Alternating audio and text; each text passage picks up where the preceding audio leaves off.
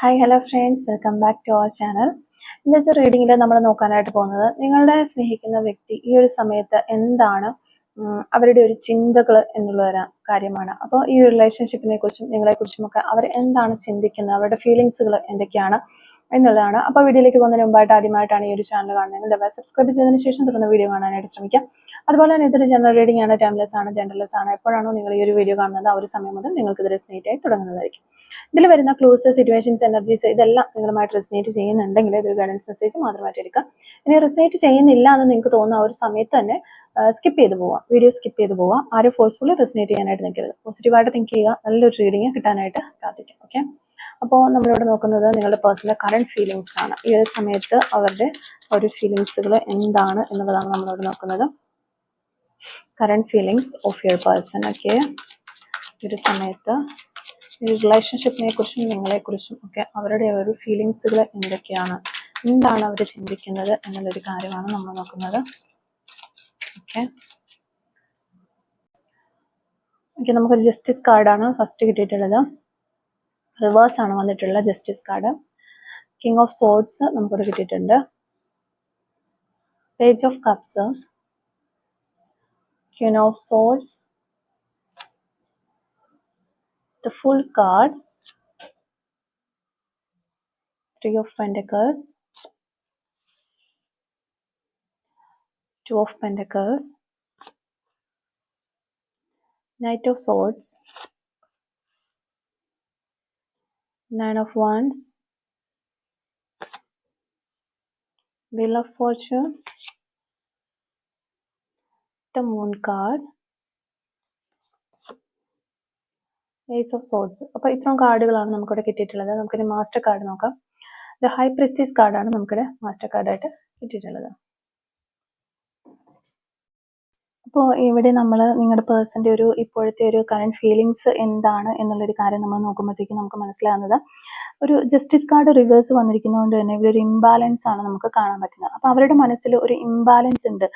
നിങ്ങളോട് അവരെ എന്തെങ്കിലും ഒരു രീതിയിൽ തെറ്റായ രീതിയിൽ എന്തെങ്കിലും ചെയ്തു വന്നോ, അല്ലെങ്കിൽ ഈ ഒരു സാഹചര്യത്തിൽ പ്രത്യേക ഒരു സാഹചര്യങ്ങളിലൊക്കെ നിങ്ങൾക്ക് നീതി നടത്തി തന്നില്ല എന്നൊക്കെയുള്ള ഒരു ഗിൽറ്റ് അല്ലെങ്കിൽ ഒരു കൺഫ്യൂഷൻ അവർക്കുണ്ട് എന്നാണ് മനസ്സിലാകുന്നത്. പിന്നെ നമുക്ക് ഇവിടെ മെയിനായിട്ടും ഓവറോൾ എനർജി നോക്കുമ്പോൾ കാണാനായിട്ട് പറ്റുന്നത് നിങ്ങളും നിങ്ങളുടെ പേഴ്സണും തമ്മിൽ ഇപ്പോൾ ഒരു സെപ്പറേഷനിലാണ് എന്നുള്ളത് തന്നെയാണ്. അല്ലെങ്കിൽ നല്ല രീതിയിലല്ല ഈ ഒരു റിലേഷൻഷിപ്പ് പോയിക്കൊണ്ടിരിക്കുന്നത്, ഒരു കമ്മ്യൂണിക്കേഷൻ ഇല്ല എന്നുള്ളത് തന്നെയാണ്. അപ്പം പിന്നെ അതുകൊണ്ടൊക്കെ തന്നെ അപ്പോൾ ഈ ഒരു കമ്മ്യൂണിക്കേഷൻ ഇല്ലാതെ ഒരു സെപ്പറേഷനിലേക്ക് പോയിട്ടുള്ളത് എന്തെങ്കിലും പ്രശ്നങ്ങളൊക്കെ വന്നതിന് ശേഷമായിരിക്കാം. അപ്പോൾ ആ ഒരു ഡിസിഷൻ എടുക്കേണ്ട സമയത്ത് കറക്റ്റായ ഒരു ഡിസിഷൻ എടുത്തില്ല, അല്ലെങ്കിൽ നിങ്ങൾക്ക് നീതി തന്നില്ല എന്നൊക്കെ ഒരു തോന്നൽ ഇവർക്കുണ്ട്. അത് അവർക്കൊരു കുറ്റബോധം ഉണ്ടാക്കി കൊടുക്കുന്നുണ്ട് എന്നുള്ളതാണ്.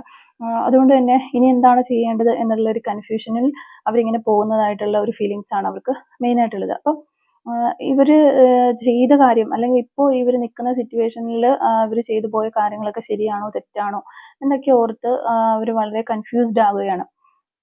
ഇപ്പോൾ നിങ്ങളുടെ റിലേഷൻഷിപ്പിൽ വന്നിട്ടുള്ള ആ ഒരു പ്രശ്നത്തിന് ഒരു പരിഹാരം അല്ലെങ്കിൽ ഒരു ഡിസിഷൻ എന്ന രീതിയിൽ അവരൊരു തീരുമാനം എടുത്തിട്ടുണ്ട്. ആ ഒരു തീരുമാനത്തിന്റെ പുറത്തായിരിക്കാം ഈ ഒരു സെപ്പറേഷനിൽ പോയിട്ടുള്ളത്. അപ്പോൾ ആ ഒരു സെപ്പറേഷനിൽ പോയിരിക്കുന്നത് അല്ലെങ്കിൽ ഒരു കമ്മ്യൂണിക്കേഷൻ നിങ്ങൾക്ക് തരാതിരിക്കുന്നത് ശരിയായിട്ടുള്ള ഒരു കാര്യമാണോ, അല്ലെങ്കിൽ അവരെ സംബന്ധിച്ച് അവരിപ്പോൾ ചിന്തിക്കുമ്പോൾ അത് ശരിയാണ് എന്ന് ഉറപ്പുള്ളത് കൊണ്ടാണ് അവർ ആ ഒരു സെപ്പറേഷനിൽ പോയിട്ടുള്ളത്.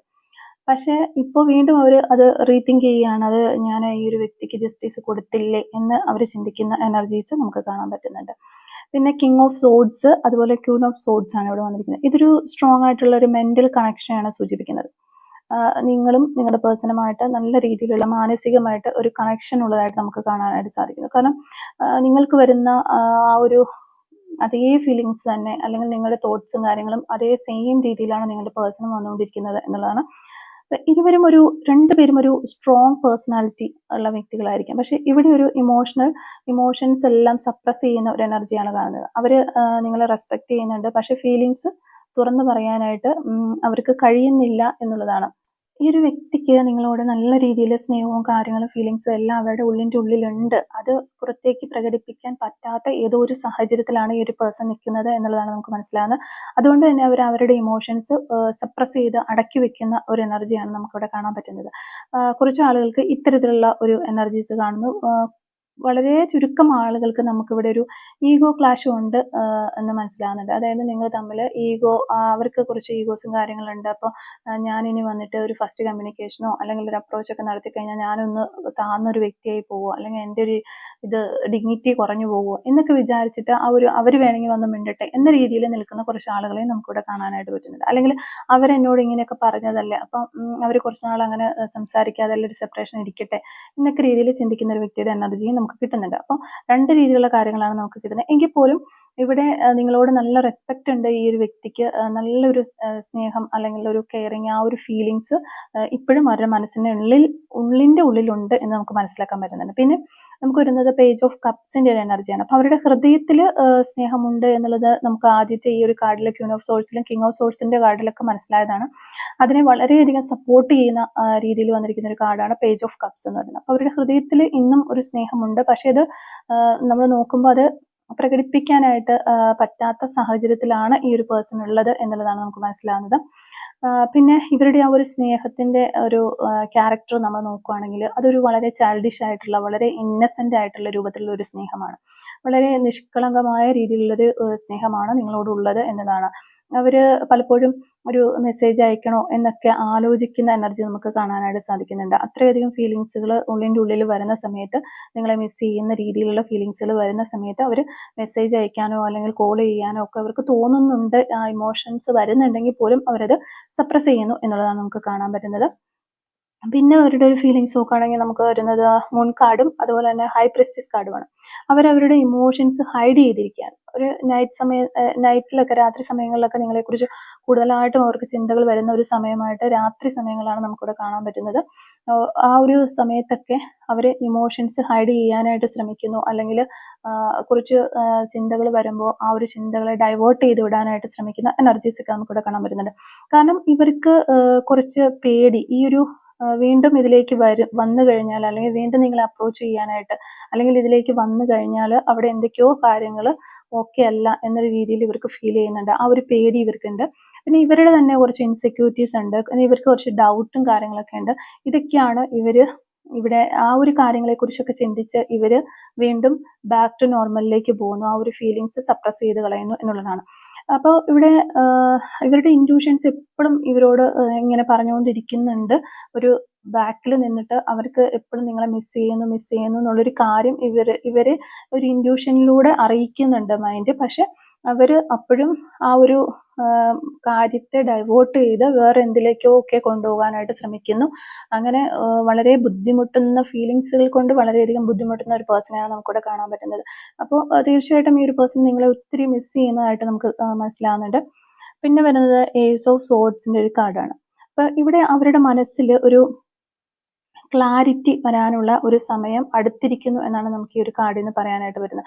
അതായത് സത്യങ്ങൾ എന്തൊക്കെയാണ്, ഒറിജിനൽ ആയിട്ടുള്ള കാര്യങ്ങൾ എന്തൊക്കെയാണ്, എന്താണ് അവർക്ക് വേണ്ടത്, എന്തിൽ നിൽക്കുമ്പോഴാണ് ഞാൻ ഹാപ്പി ആയിട്ടുള്ളത്, കാര്യങ്ങളിലെല്ലാം ഒരു തിരിച്ചറിവ് വരേണ്ടുന്ന ഒരു സമയമായിരിക്കുന്നു എന്നുള്ളതാണ്. അപ്പോൾ സത്യങ്ങളെല്ലാം മനസ്സിലാകുന്ന ഒരു സമയം, യഥാർത്ഥത്തിൽ ഉള്ള സ്നേഹം എന്താണ്, മച്ചുവറായിട്ട് ഞാൻ എങ്ങനെ നിൽക്കണം, അല്ലെങ്കിൽ എൻ്റെ ഫീലിങ്സുകൾ ഞാൻ സപ്രസ് ചെയ്ത് നിർത്തേണ്ടതാണോ എന്നൊക്കെ ഉള്ള ഒരു ഡിസിഷൻസും കാര്യങ്ങളും ഒക്കെ ഇവർക്ക് യൂണിവേഴ്സ് കുറച്ച് എക്സ്പീരിയൻസ് കൊടുത്തുകൊണ്ട് അത് എന്ത് ചെയ്യണം എന്നുള്ളതിലേക്ക് ഇവരെ എത്തിക്കും എന്നുള്ളതാണ് നമുക്കിവിടെ മനസ്സിലാക്കാനായിട്ട് പറ്റുന്നത്. അപ്പോൾ ഇത്രയും കാര്യങ്ങളാണ് ഇവരുടെ ഒരു ഫീലിങ്സ് നോക്കുമ്പോൾ നമുക്ക് മനസ്സിലാകുന്നത്. പിന്നെ ഇവരുടെ കറണ്ട് സിറ്റുവേഷനിലേക്ക് വരികയാണെങ്കിൽ ഇവിടെ അവര് ലൈഫ് ബാലൻസ് ചെയ്യാനായിട്ട് ശ്രമിക്കുകയാണ്. അതായത് വർക്കും പേഴ്സണൽ ലൈഫും ഒരുമിച്ച് കൊണ്ടുപോകാനായിട്ട്, ബാലൻസ് ചെയ്ത് കൊണ്ടുപോകാനായിട്ട് ഈ ഒരു പേഴ്സൺ ശ്രമിക്കുന്നു എന്നുള്ളതാണ്. അപ്പം നല്ല രീതിയിൽ വർക്ക് പ്രഷർ ഉള്ള ഒരു പേഴ്സൺ ആയിരിക്കാം ഈ ഒരു വ്യക്തി. അപ്പോൾ അതും ഈ ഒരു പേഴ്സണൽ ലൈഫിൽ കുറേ ഫീലിങ്സും കാര്യങ്ങളും, സെപ്പറേഷൻ അങ്ങനത്തെയുള്ള പ്രശ്നങ്ങൾ, ഇതെല്ലാം കൂടി ഒരുമിച്ച് കൊണ്ടുപോകാനായിട്ട്, ബാലൻസ് ചെയ്യാനായിട്ട് ശ്രമിക്കുന്ന കുറേ ആളുകളുടെ എനർജീസ് വരുന്നുണ്ട്. അല്ലെങ്കിൽ രണ്ടാളുകൾ, അപ്പോൾ രണ്ട് വ്യക്തികളെ ഒരേപോലെ സ്നേഹമുള്ള അല്ലെങ്കിൽ സ്നേഹിക്കുന്ന ഒരേ ടൈമിൽ കൊണ്ടുപോകുന്ന ആളുകളുണ്ട്. അപ്പൊ ആ രണ്ട് പേഴ്സൺസിനെ തമ്മിൽ ബാലൻസ് ചെയ്യാനായിട്ട് പറ്റുന്നില്ല. അപ്പോൾ അതിൽ വളരെയധികം കഷ്ടപ്പെടുന്ന ആളുകളുടെ എനർജീസ് നമുക്കിവിടെ കാണാനായിട്ട് പറ്റുന്നുണ്ട്. പിന്നെ നമ്മൾ നോക്കുമ്പോൾ രണ്ട് കാര്യങ്ങൾ, ചിലപ്പോൾ ഒരു പേഴ്സൺ ആകാം, മറ്റൊരു സിറ്റുവേഷൻ ആകാം. ആ ഒരു സിറ്റുവേഷനും ഈ ഒരു പേഴ്സണും അങ്ങനെ ബാലൻസ് ചെയ്ത് കൊണ്ടുപോകാനായിട്ട്, രണ്ട് സിറ്റുവേഷൻസ്, രണ്ട് കാര്യങ്ങൾ തമ്മിൽ ബാലൻസ് ചെയ്യാനായിട്ടുള്ള സമയം എങ്ങനെ വേണ്ടത് നമുക്ക് പറയാനായിട്ട് പറ്റും. 2 ഓഫ് പെന്റക്കിൾസ് ആണ്. അപ്പൊ എങ്ങനെയാണെങ്കിലും രണ്ട് കാര്യങ്ങളെ, രണ്ടാളുകളെ, അങ്ങനെ രണ്ട് കാര്യങ്ങളെ തമ്മിൽ ബാലൻസ് ചെയ്യാനായിട്ട് ഈ ഒരു പേഴ്സൺ വളരെയധികം ശ്രമിക്കുന്നു എന്നുള്ളതാണ് നമുക്ക് കാണാൻ പറ്റുന്നത്. അപ്പോൾ നിങ്ങളുടെ ഒരു സിറ്റുവേഷൻ വെച്ച് ചിന്തിക്കുമ്പോൾ നിങ്ങൾക്കത് എന്താണ് എന്ന് മനസ്സിലാക്കി എടുക്കാവുന്നതേ ഉള്ളൂ. ഓക്കെ. പിന്നെ കരിയർ അല്ലെങ്കിൽ ഒരു കരിയർ സംബന്ധമായ കാര്യങ്ങളിലേക്ക് പോകുമ്പോൾ ഒരു ടീം വർക്ക് റിലേറ്റഡ് ആയ കാര്യങ്ങളാണ് ഇവർ കൂടുതൽ ഫോക്കസ് ചെയ്യുന്നതാണ് നമുക്ക് മനസ്സിലാക്കാൻ പറ്റുന്നത്. അവരൊരു ഈ ഒരു സമയത്ത് അവർ ഈ റിലേഷൻഷിപ്പിനേക്കാളും കൂടുതലായിട്ടും ഫോക്കസ് കൊടുക്കുന്നത് ഒരു പ്രൊഫഷണൽ ഗ്രോത്തിനെ കുറിച്ചാണ് അവർ ചിന്തിക്കുന്നത്. അതായത് ഫൈനാൻഷ്യലി കുറച്ചും കൂടി ഒന്ന് സ്റ്റേബിൾ ആകണമെന്ന് അവർ ചിന്തിക്കുന്നുണ്ട്. അതുകൊണ്ട് തന്നെ പ്രൊഫഷണലിലേക്ക് കൂടുതലായിട്ട് ഒരു ഗ്രോത്തിന് വേണ്ടിയിട്ട് അവർ ശ്രമിക്കുന്നുണ്ട് എന്നാണ് നമുക്ക് മനസ്സിലാകുന്നത്. അപ്പോൾ ഇവരുടെ ചിന്തകൾ അതിലേക്ക് തിരിച്ചുവിടാനായിട്ട് ഇവർ ശ്രമിക്കുന്നു. ചിലപ്പോൾ അത് പലപ്പോഴും ഈ ഒരു ഇൻഡ്യൂഷൻസ്, ഒരു മിസ് ഫീലിങ്ങിന്റെ ഇൻഡ്യൂഷൻസ് ഒക്കെ വരുന്നത് കൊണ്ട് തന്നെ അവരുടെ ആ ഒരു ചിന്തകളെ ഡൈവേർട്ട് ചെയ്യാനായിട്ട് അവർ ആ ഒരു പേഴ്സണൽ ഗ്രോത്തിലേക്ക് കാര്യങ്ങൾ തിരിച്ചുവിടുന്നതാകാനുള്ള ചാൻസ് നമുക്ക് പറയാൻ പറ്റും. ഓക്കെ. പിന്നെ നൈറ്റ് ഓഫ് സോർഡ്സിന്റെ എനർജിയാണ്. അതിൽ വരുമ്പോഴത്തേക്ക് ഒരു സഡൻ ഡിസിഷൻ എടുക്കുന്ന രീതിയിലുള്ള ഒരു ക്യാരക്ടറുള്ള ഒരു പേഴ്സൺ ആണ്.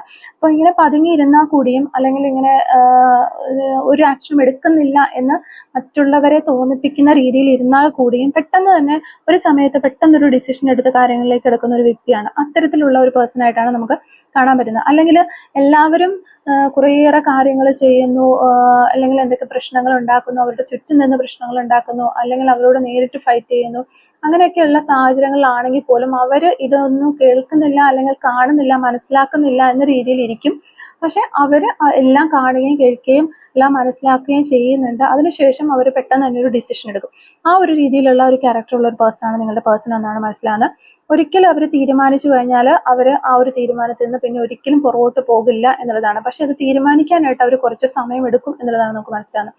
അപ്പോൾ അങ്ങനെ ഒരു തീരുമാനം ഉണ്ടായിക്കഴിഞ്ഞാൽ ഈ ഒരു നിങ്ങളിലേക്ക് ഒരു കമ്മ്യൂണിക്കേഷനുമായിട്ട് വളരെ ഫാസ്റ്റായിട്ട് ആ ഒരു വ്യക്തി വരും. ഒരു മെസ്സേജോ ഒരു കമ്മ്യൂണിക്കേഷനോ ഒക്കെ കിട്ടാനുള്ള ഒരു ചാൻസ് ഉണ്ട് എന്നുള്ളതാണ് നമുക്ക് നൈറ്റ് ഓഫ് സോർഡ്സിൽ നിന്ന് മനസ്സിലാക്കാനായിട്ട് പറ്റുന്നത്. പിന്നെ 9 ഓഫ് വാൻഡ്സിന്റെ ഒരു കാർഡ് വരുന്നുണ്ട്. അവര് ഇമോഷണലി വളരെയധികം ടയേർഡ് ആണ് എന്നാണ് മനസ്സിലാകുന്നത്. അതായത് ഇവർക്ക് പാസ്റ്റിൽ കുറേയേറെ വിഷമങ്ങളും കാര്യങ്ങളും ഒക്കെ ഉണ്ടായിട്ടുണ്ട്.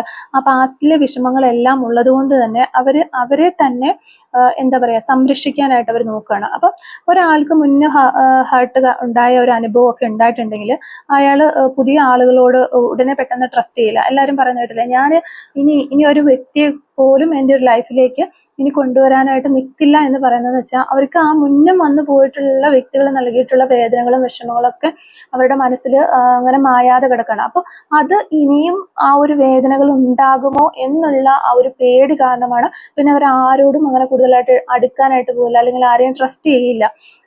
ട്രസ്റ്റ് ആരെങ്കിലും ഒക്കെ നമ്മളെ ഇങ്ങനെ പറ്റിച്ചിട്ടൊക്കെ പോയി കഴിയുമ്പോൾ പിന്നെ നമുക്ക് ആരെയും അത്ര ജെന്യൂനായിട്ടുള്ള ആൾ വന്നാൽ ഇനി പറ്റിക്കാൻ വേണ്ടിയിട്ട് വരുന്ന ആളാണെങ്കിൽ കൂടി നമുക്ക് ആ ഒരു ട്രസ്റ്റ് അവരോട് ഉണ്ടാവില്ല എന്നുള്ളതാണ്.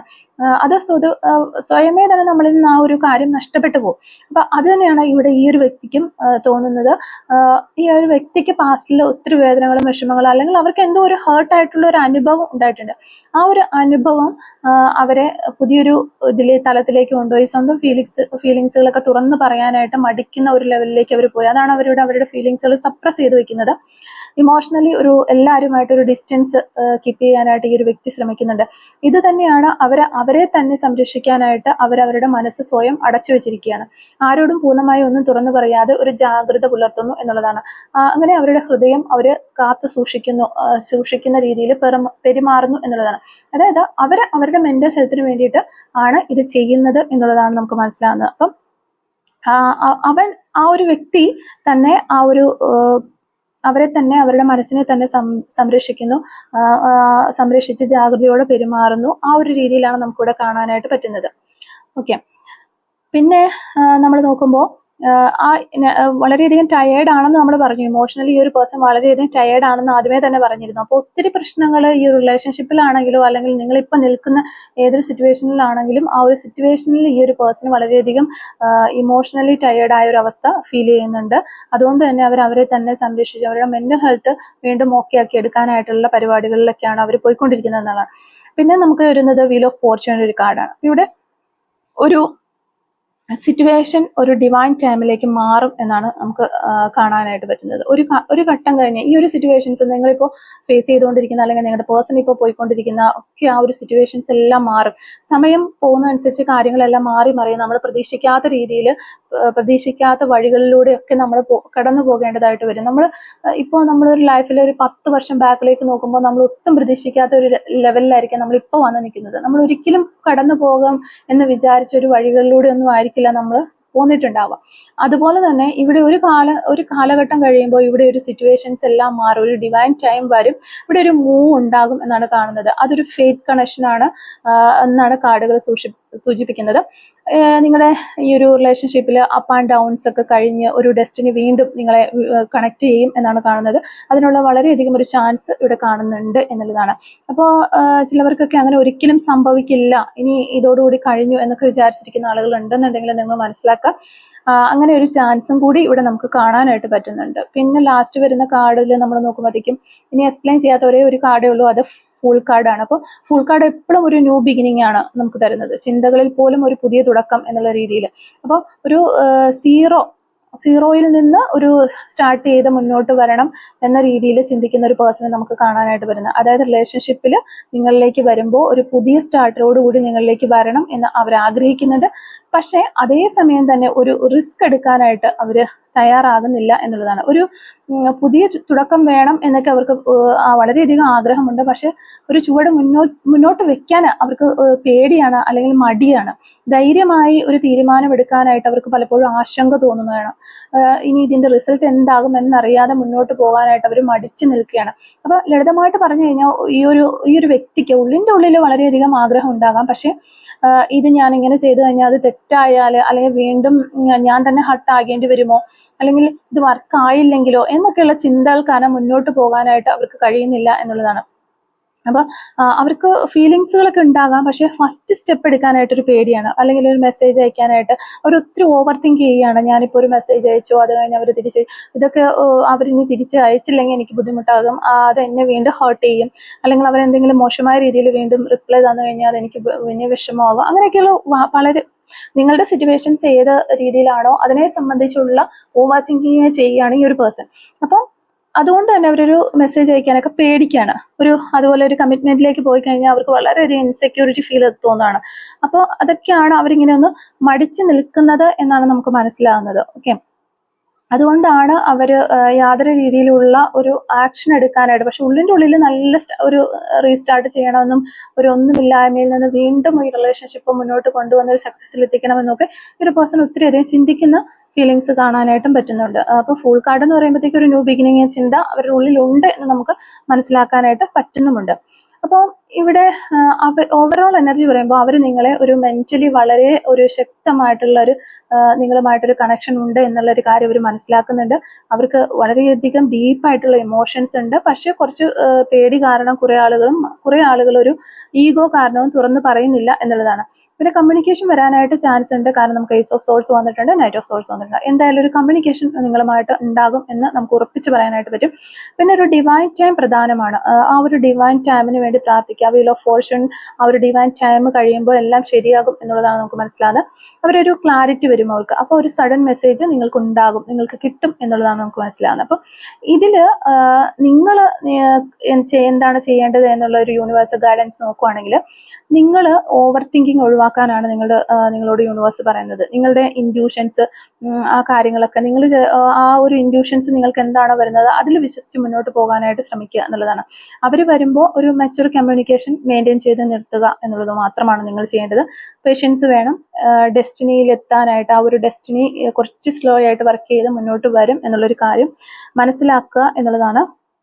അതുപോലെ തന്നെ ഈ ഒരു റിലേഷൻഷിപ്പിൽ നിങ്ങളുടെ പേഴ്സൻ്റെയും ഇടയ്ക്ക് ഒരു തേർഡ് പാർട്ടി ഉണ്ടോ എന്ന് നമ്മൾ നോക്കിക്കഴിഞ്ഞാൽ ഇവിടെ നമുക്ക് മൂൺ കാർഡ് പറഞ്ഞു തരുന്നത് ഒരു സീക്രട്ട് എനർജി ഉണ്ട്. അവരെല്ലാം നിങ്ങളുടെ അടുത്ത് തുറന്ന് പറയുന്നില്ല. ഒരു തേർഡ് പേഴ്സൺ ഉണ്ടെങ്കിൽ പോലും അതൊരു ഹിഡൻ ആയിരിക്കാം.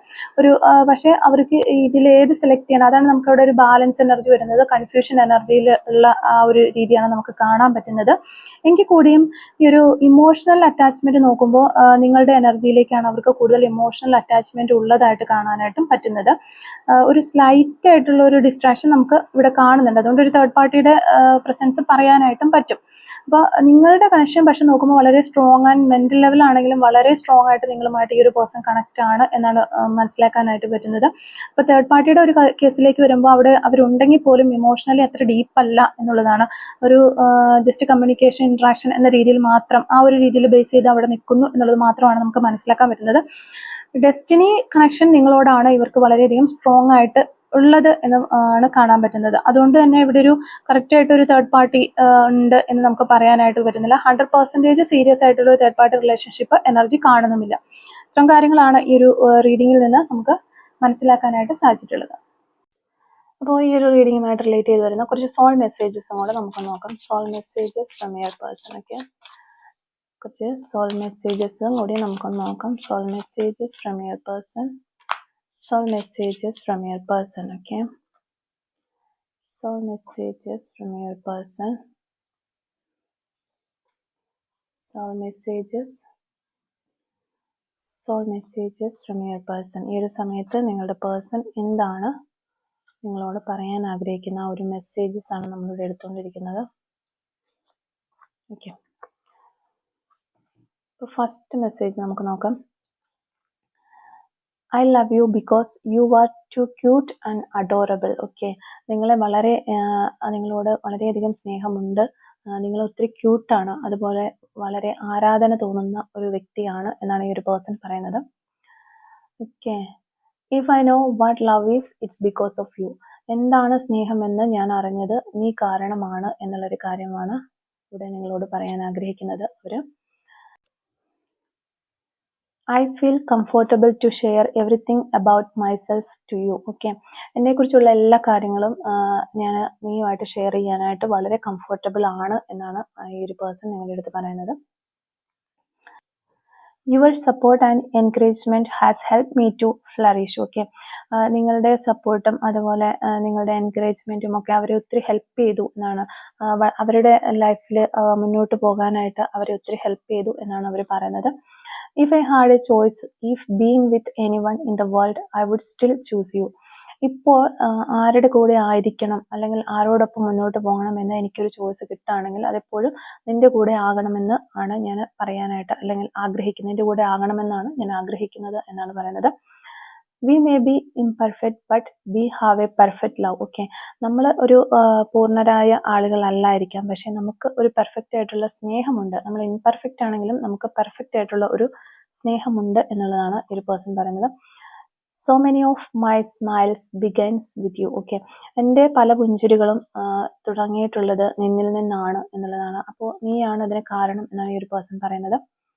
You believe in my creative talent and support my hobbies. Okay, എപ്പോഴും എൻ്റെ ഒരു ക്രിയേറ്റീവായിട്ടുള്ള പല കാര്യങ്ങളും അല്ലെങ്കിൽ ഞാൻ ഇഷ്ടപ്പെടുന്ന പല കാര്യങ്ങളും എൻ്റെ ടാലൻറ്റുകളും ഒക്കെ നീ സപ്പോർട്ട് ചെയ്തിട്ടുണ്ട്. എൻ്റെ ഹോബീസൊക്കെ നീ അതിലൊക്കെ വിശ്വസിച്ചിട്ടുണ്ട്, അതിനൊക്കെ സപ്പോർട്ട് ചെയ്തിട്ടുണ്ട് എന്നാണ് പറയുന്നത്. ഓക്കെ, അപ്പോൾ ഈ ഒരു റീഡിങ്ങുമായിട്ട് റിലേറ്റ് ചെയ്തിരുന്ന കുറച്ച് ക്ലൂസും കൂടെ നമുക്ക് നോക്കാം. Clues related to this reading. Okay, first clue നമുക്ക് കിട്ടുന്നത് ഗ്രീൻ കളറാണ്. ഓക്കെ, ജാനുവരി മന്ത് നമുക്കിവിടെ കിട്ടുന്നുണ്ട്. 639 എന്ന് പറയുന്ന ഒരു നമ്പർ കിട്ടുന്നുണ്ട്. കൊല്ലം ജില്ല, ടോക്കറ്റീവ്, 1 വീക്സ് എന്ന് പറയുന്നൊരു പോസിബിലിറ്റി കിട്ടുന്നുണ്ട്. Nail polish, letter M, encourages you, number 33, number 44, mole on right hand, number 45, 48 verse എന്ന് പറയുന്നൊരു ക്ലൂ നമുക്കിവിടെ കിട്ടുന്നുണ്ട്. മെയ് മന്ത്, ലോങ് ഹെയർ ഉള്ള വ്യക്തികളായിരിക്കും നിങ്ങൾ അല്ലെങ്കിൽ നിങ്ങളുടെ പേഴ്സൺ. 1976 എന്ന് പറയുന്നൊരു വർഷം നമുക്കിവിടെ കിട്ടുന്നുണ്ട്. മെഡിക്കൽ ഫീൽഡ് എന്നുള്ള വ്യക്തികളായിരിക്കും നിങ്ങൾ അല്ലെങ്കിൽ നിങ്ങളുടെ പേഴ്സൺ. കുക്കിംഗ് എന്ന് പറയുന്നൊരു ക്ലൂ നമുക്കിവിടെ കിട്ടുന്നുണ്ട്. മലപ്പുറം ജില്ല എന്നുള്ള ആളുകളാകാനുള്ള ചാൻസ് ഉണ്ട്. ഫ്ലവേഴ്സ് എന്ന് പറയുന്നൊരു ക്ലൂ നമുക്ക് കിട്ടുന്നുണ്ട്. കെയറിങ്, ലോട്ട്സ് ഓഫ് ഫ്രണ്ട്സ്, ഒത്തിരി ഫ്രണ്ട്സ് ഉള്ള വ്യക്തികളായിരിക്കാം. 1985, നമ്പർ 38. അപ്പോൾ ഇത്രയും ക്ലൂസ് ആണ് ഈ ഒരു റീഡിങ്ങുമായിട്ട് റിലേറ്റ് ചെയ്ത് നമുക്ക് കിട്ടിയിട്ടുള്ളത്. അപ്പോൾ ഈ ഒരു ക്ലൂസും അതുപോലെ തന്നെ റീഡിങ്ങും ഒക്കെ നിങ്ങളുമായിട്ട് റെസനേറ്റ് ചെയ്യുന്നുണ്ടെങ്കിൽ തീർച്ചയായിട്ടും കമന്റ് വഴി അറിയിക്കാനായിട്ട് ശ്രമിക്കുക. അതുപോലെ തന്നെ റീഡിങ് നിങ്ങൾക്ക് ഇഷ്ടമാവുകയാണെങ്കിൽ തീർച്ചയായിട്ടും ലൈക്ക് ചെയ്യുക, കമൻറ്റ് സെക്ഷനിലുള്ള ഹൈപ്പും കൂടി ഒന്ന് ചെയ്തിട്ട് പോകാനായിട്ട് ശ്രമിക്കുക. Thank you for watching.